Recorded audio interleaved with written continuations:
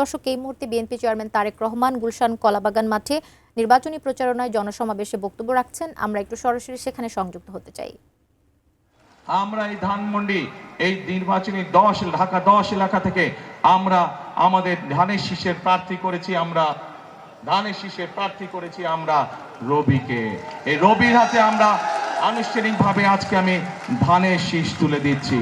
রবি তার বক্তব্যে একটু আগে এই এলাকার অনেক সমস্যার সমাধান রবি তার নির্বাচনী বক্তব্যে একটু আগে আপনাদের সকলের সামনে বলেছে কিভাবে রবি নির্বাচিত হলে এই এলাকার সমস্যার সমাধান করবে, মানুষের সমস্যার সমাধান করবে।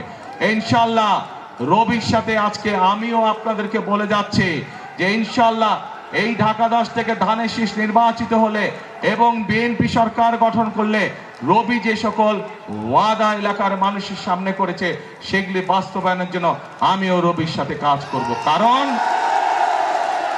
বক্তব্যের শুরুতেই বলেছে আপনাদের সাথে ঢাকা 10-এর সাথে কিন্তু আমার আত্মীয়তার সম্পর্ক আছে।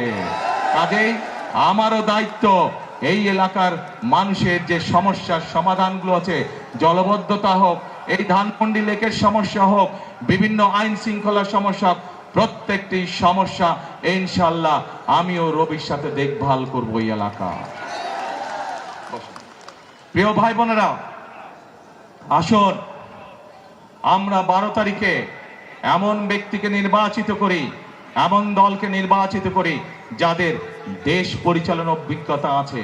এমন দলকে আমরা নির্বাচিত করি যাদের সামনে দেশ এবং দেশের মানুষকে নিয়ে কর্মসূচি আছে, পরিকল্পনা আছে। এবং বিএনপি ছাড়া এই মুহূর্তে আর কোনো দলের কাছে সেই কর্ম পরিকল্পনা বা অভিজ্ঞতা নাই।